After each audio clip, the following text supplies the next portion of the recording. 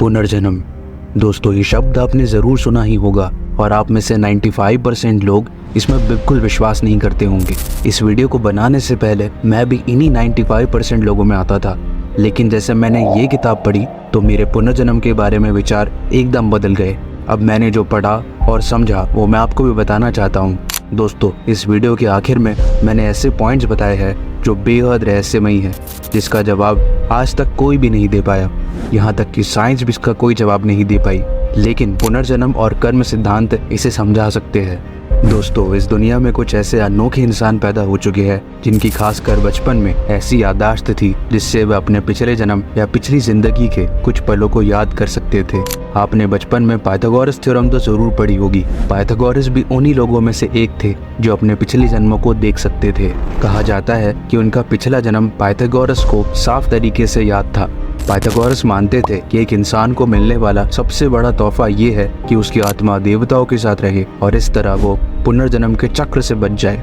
दोस्तों, पाइथागोरस जैसे और भी बहुत से विद्वान लोग थे जिन्होंने पुनर्जन्म के बारे में बातचीत करी थी। अब यहाँ एक बात नोट करने वाली ये है कि पाइथागोरस जैसे लोगों को अपने पिछले जन्म की यादें केवल बचपन में ही याद आई थी, लेकिन जैसे जैसे उनकी उम्र बढ़ती गई वे बाद में अपने पिछले जन्म की बाकी किस्सों को याद नहीं कर पाए। दोस्तों, जैसा कि कई बच्चों की समझ के मामले में भी होता है, कुछ बच्चों की बुद्धि बचपन में बहुत तेज होती है लेकिन बाद में वह कमजोर हो जाती है। ऐसा भी क्यों होता है कि कुछ बच्चे बचपन से ही बहुत होशियार होते हैं और इतने होशियार कि 2 से 3 साल की उम्र में ही 5 से ज्यादा भाषाएं बोलने लगते हैं। क्या इसका पिछले जन्म से कोई रिश्ता तो नहीं? दोस्तों, आज मैं आपको कुछ ऐसी बातें बताऊंगा जिसके जवाब साइंस अभी तक नहीं दे पाई है। मैं आपको कुछ ऐसे लोगों के बारे में भी बताऊंगा जिनके बारे में सुनकर आपके पुनर्जन्म को लेकर विचार एकदम बदल जाएंगे। दोस्तों, एक बार मरने के बाद क्या इंसान का दूसरी जगह जन्म हो सकता है? क्या किसी का पुनर्जन्म हो सकता है? पुनर्जन्म के बारे में बुद्ध ने हमसे क्या कहा है? क्या पुनर्जन्म जैसा कोई सिद्धांत को भगवान बुद्ध मानते थे? दोस्तों, आज हम पुनर्जन्म पर बात करेंगे और समझेंगे कि पुनर्जन्म का बुद्ध के धम्म में क्या स्थान है और भगवान बुद्ध ने इस पर क्या कहा है। ये सारी बातें मैं आपको जिस किताब से बताऊंगा उसका नाम है the Buddha and his teachings, जो आदरणीय भिक्षु नारद महाथेरो ने लिखी है।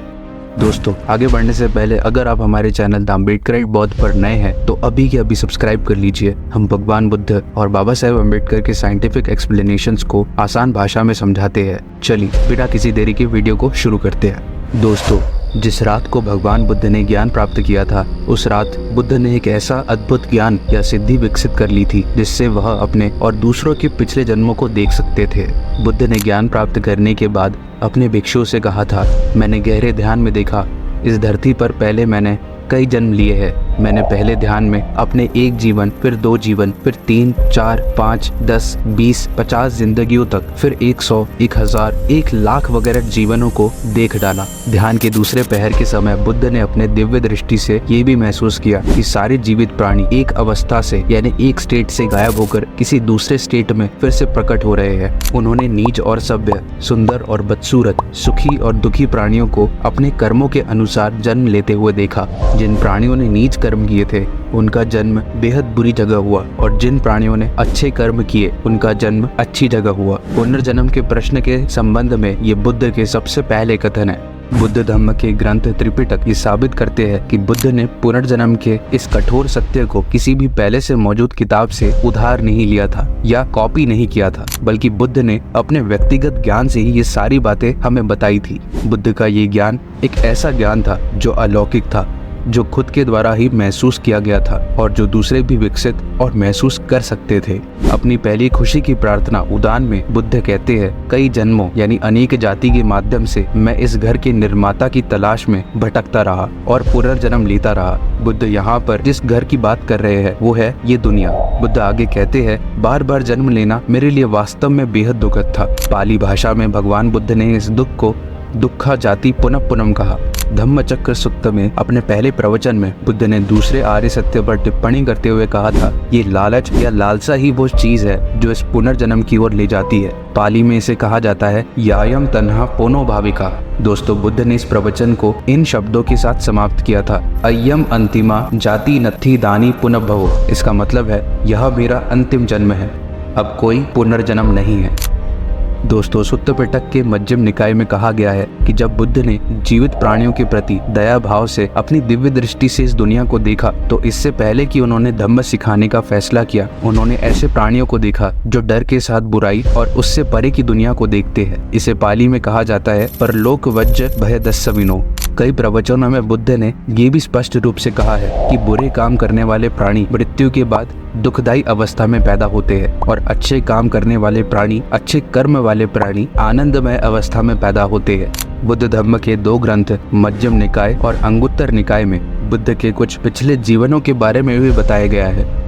दोस्तों, घटिकारा सुत्त में बुद्ध आनंद से कहते हैं कि मेरे पिछले जन्म में मैं बुद्ध कश्यप के नाम से जाना जाता था। उस समय तुम ज्योतिपाल नाम से जाने जाते थे। और यही नहीं, संयुक्त निकाय में बुद्ध हमें कुछ और बुद्ध के नामों को बताती है जो उनसे पहले हुए थे।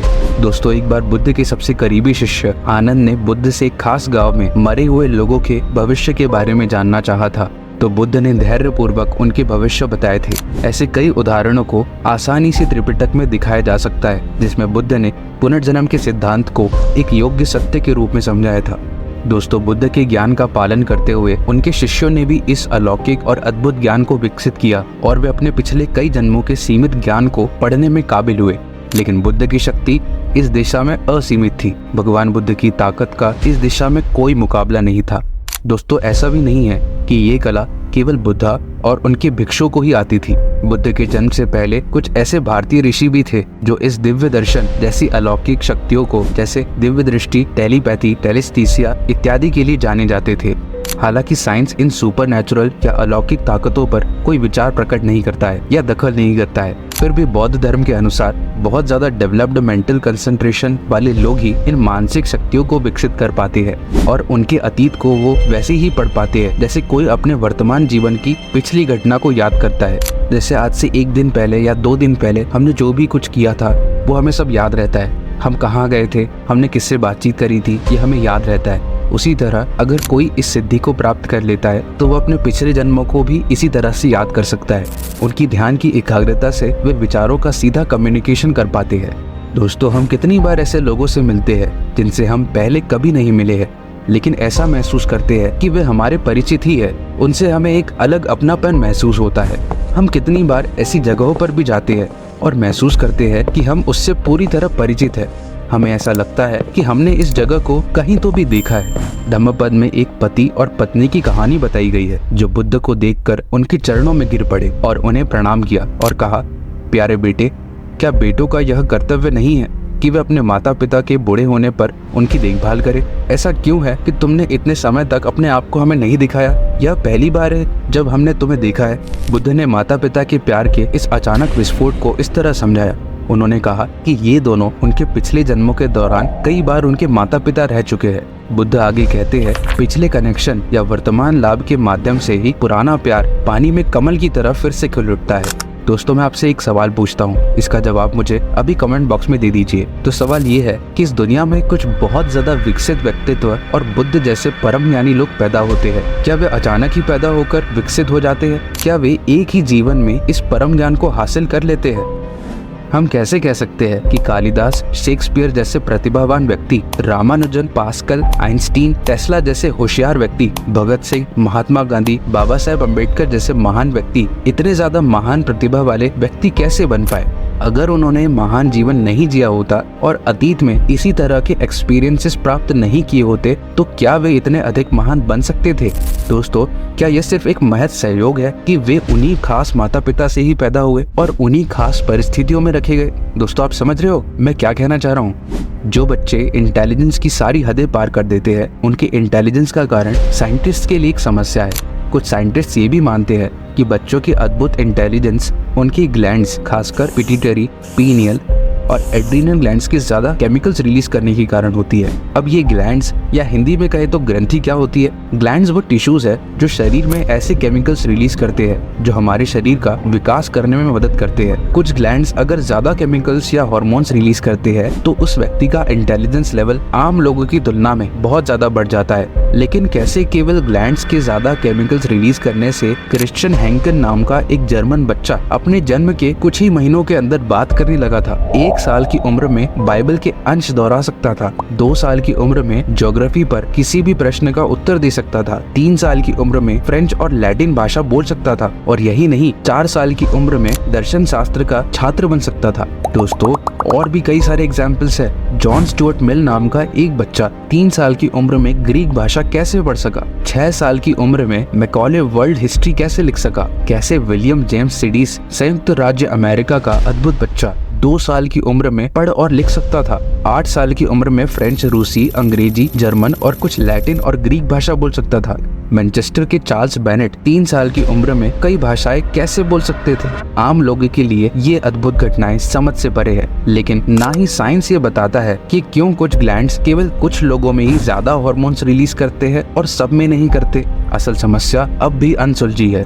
दोस्तों आपने लोगों को यह कहते हुए सुना होगा कि ये बच्चा बड़ा शरारती है, ये जरूर अपने पापा पर गया है, या ये बच्ची बड़ी होशियार है, ये जरूर अपनी मम्मी पर गई है। ये सच है कि हम बहुत सी चीज अपने माता पिता से ही लेते हैं। इस सिद्धांत को साइंस में हेरिडिटी कहा जाता है, लेकिन केवल हेरिडिटी ही इंटेलिजेंस का कारण नहीं बन सकती। अगर हेरिडिटी इंटेलिजेंस का कारण होती तो उसके परिवार की पीढ़ी के सभी लोग अद्भुत बुद्धि वाले, इंटेलिजेंट और उनकी आने वाली पीढ़ी और भी ज्यादा इंटेलिजेंट होती। लेकिन आपने भी देखा होगा ऐसा नहीं होता है। इन पेचीदा सवालों के जवाबों को समझाने के लिए हम हेरिडिटी के सिद्धांत की जगह कर्म और पुनर्जन्म के सिद्धांत की मदद ले सकते हैं। शुरुआत के 5 सालों को छोड़कर जो कुछ साल हम इस जीवन में बिताते हैं, जो कुछ हम इस जीवन में सीखते हैं या जो ज्ञान और एक्सपीरियंसेस इकट्ठा करते हैं, निश्चित रूप से अनंत काल के लिए एक अनसफिशिएंट या अपर्याप्त तैयारी होती है। अगर कोई प्रेजेंट और फ्यूचर में विश्वास करता है तो पास्ट यानी अतीत में भी विश्वास करना लॉजिकल बात है। दोस्तों अब जो मैं बात बोलने जा रहा हूँ वो बहुत गहरी है। हो सकता है आपको वो पहली बार में समझ ना आए, लेकिन दूसरी या तीसरी बार में जरूर समझ में आएगी। अगर ये विश्वास करने का कोई कारण है कि हम पास्ट यानी अतीत में एग्जिस्ट करते थे, तो निश्चित रूप से इस बात को भी नकारने का कोई कारण नहीं होगा कि हमारा प्रेजेंट जीवन स्पष्ट रूप से खत्म हो जाने के बाद भी हमारा अस्तित्व बना रहेगा।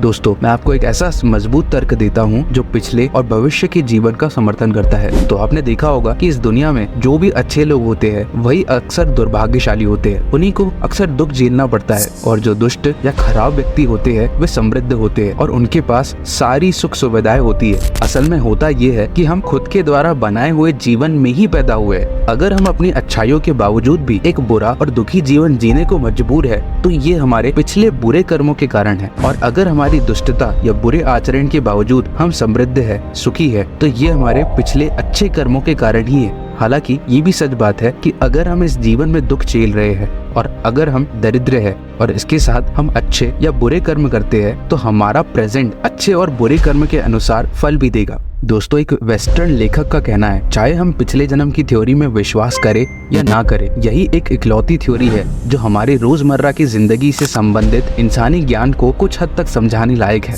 यह तर्क हमें बताता है कि पिछले जन्म और कर्म का ये विचार अकेले ही इंसान की इंटेलिजेंस और दुख और सुख की स्थिति को समझा सकता है। दोस्तों उदाहरण के लिए आपने जुड़वा बच्चे देखे होंगे जो दिखने में एक जैसे होते हैं, लेकिन उनकी आदतें और बिहेवियर अलग अलग होता है। ये उनके पिछले जन्मों में कर्मों के अनुसार तय होता है। चलिए दोस्तों अब मैं आपको वो पॉइंट्स बताता हूँ जिसकी बात मैंने शुरुआत में करी थी। कर्म और पुनर्जन्म हमें क्या समझाते हैं, ये किन सवालों के हमें जवाब देते हैं, चलिए जानते हैं। पहला, ये दुख या पीड़ा की समस्या का वर्णन करते हैं जिसके लिए हम स्वयं जिम्मेदार है। दूसरा, ये मानव जाति की असमानता को समझाते हैं, ये हमें समझाते हैं कि कोई क्यों अमीर या गरीब परिवार में जन्म लेता है। तीसरा, कर्म और पुनर्जन्म हमें इंटेलिजेंस और कुछ बच्चों के असामान्य इंटेलिजेंस के डेवलप होने का कारण बताते हैं। चौथा, ये बताते हैं कि क्यों एक जैसे जुड़वा बच्चे जो शरीर से एक जैसे होते हैं, एक जैसी सुविधाओं का आनंद भी लेते हैं, लेकिन मानसिक, नैतिक, स्वभाव और बौद्धिक रूप से पूरी तरह से अलग अलग विशेषताओं का प्रदर्शन करते हैं। ये एक ही परिवार के बच्चों के बीच डिफरेंसेस का कारण भी बताते हैं। छठा, कर्म और पुनर्जन्म कुछ इंसानों की असाधारण जन्मजात शक्तियों को समझाते हैं। सातवां, ये माँ बाप और बच्चों के बीच नैतिक और बौद्धिक अंतर का कारण भी बताते हैं। आठवां, ये बताते हैं कि कैसे बच्चों में लालच, गुस्सा और जलन जैसी दिमागी सोच अपने आप ही विकसित हो जाती है। नौवां, हमारी पहली नजर में सहज पसंद और नापसंद का कारण भी हमारे पिछले जन्म के कर्म और पसंद नापसंद ही होते हैं। 10वां, ये समझाते हैं कि कैसे इंसानों में बुराई का कूड़े का ढेर और अच्छाई का भंडार पाया जाता है। कोई क्यों इतना बुरा और कोई क्यों इतना अच्छा होता है, ये हमें कर्म और पुनर्जन्म का सिद्धांत ही समझाता है। 11वां, ये हमें समझाते हैं कि क्यों एक बहुत ज्यादा अच्छे आदमी में कुछ कर गुजरने का जुनून विस्फोट कर जाता है, जैसे कि बाबा साहेब अम्बेडकर ने छुआछूत के प्रति किया था और भारत का संविधान बना दिया था। दोस्तों, ये हमें समझाता है कि कैसे कोई खूंखार अपराधी भी अचानक संत में परिवर्तित हो जाता है। जैसे आपने अंगुलीमाल की कहानी सुनी होगी। भगवान बुद्ध के समय अंगुलीमाल नामक एक खूंखार हत्यारा था जो लोगों को मारकर उनकी उंगलियों की माला बनाकर अपने गले में पहनता था। लेकिन जैसे ही उसका सामना बुद्ध से हुआ तो वो पूरी तरह से बदल गया और वो बौद्ध भिक्षु बन गया। ये सब उसके पिछले जन्म के कुछ अच्छे कर्मों के कारण हुआ। कर्म या पुनर्जन्म का सिद्धांत हमें समझाता है कि किस तरह पवित्र माँ बाप के घर अय्याश बच्चे पैदा होते हैं और पवित्र माँ बाप के घर अपवित्र बच्चे पैदा होते हैं। दोस्तों, हमें ये सिद्धांत समझाता है कि कैसे हम जो कल थे उसका परिणाम आज है, हम आज जो है उसका परिणाम कल होंगे। और दूसरे अर्थ में हम ये भी कह सकते हैं कि हम बिल्कुल वैसे नहीं हैं जैसे हम पास्ट में थे और हम बिल्कुल फ्यूचर में वैसे नहीं होंगे जैसे हम आज हैं, क्योंकि हमें हमारे कर्म ही बनाते हैं। हम कल जो थे, हम आज जो है और कल हम जो होंगे, ये सब कर्म डिसाइड करता है। चलिए दोस्तों, मैं उम्मीद करता हूँ आपको वीडियो अच्छी लगी होगी। अगली वीडियो आपको किस टॉपिक पर चाहिए मुझे कमेंट सेक्शन में बताइए और वीडियो कैसी लगी ये भी बताइए। हमारे YouTube चैनल द अम्बेडकराइट बौद्ध पर हम इसी तरह के टॉपिक्स और मोटिवेशनल स्टोरीज जो बुद्धिज्म से रिलेटेड हो उनको आसान भाषा में समझाने की कोशिश करते हैं। अगर आपको हमारा काम पसंद आया तो प्लीज वीडियो को लाइक और चैनल को सब्सक्राइब जरूर करिए। धन्यवाद। नमो बुद्धाय।